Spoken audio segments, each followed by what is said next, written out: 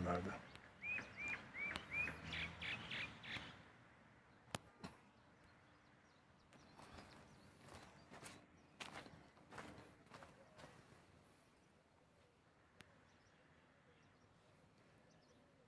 Said Eshon, Fuzayl Eshonoğlu.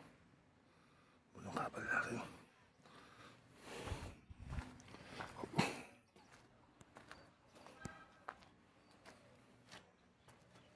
Albatta maqbaranchi klub ekan. Biz ochilmadi. Mana terasdan qaratamiz. Shu yerda yotgan odam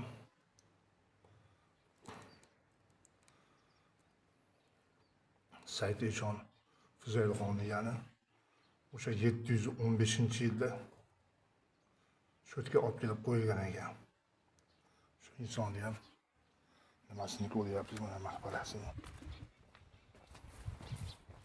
Mana tomosha qilinglar. Bular bek ekan. Endi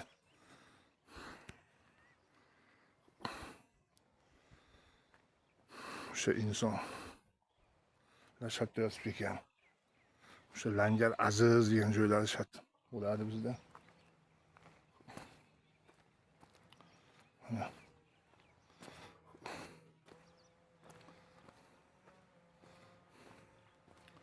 Ularning nechta odamlar bilan qabrlari bor. O'sha yerlarda yotibdi. Kimlar olib kelib qo'ygan malarga.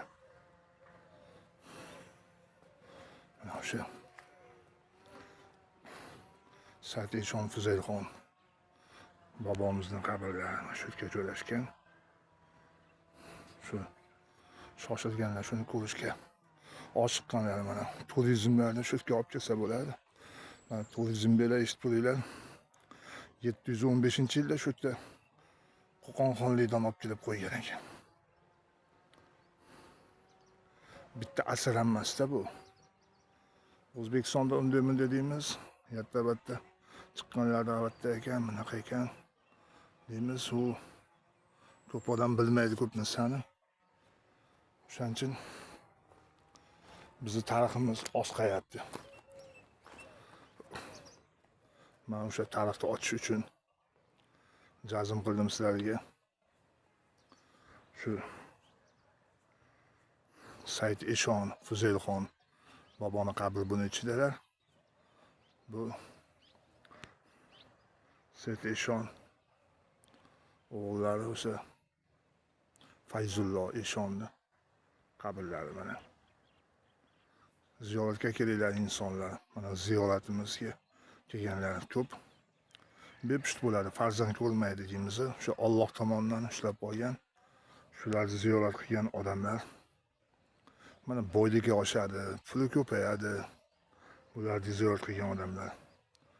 Bu kam qilmadi. Buni haqqasidan o'sha ministr bo'lib ketgan odamlarni ko'ryapmiz. Shu yerlarga kelib qon chiqarishib ziyoratga kelgan odamlar. Shu Vazirlar Mahkamasida necha yil ishlashdi mana. Boy bo'lib yashashdi.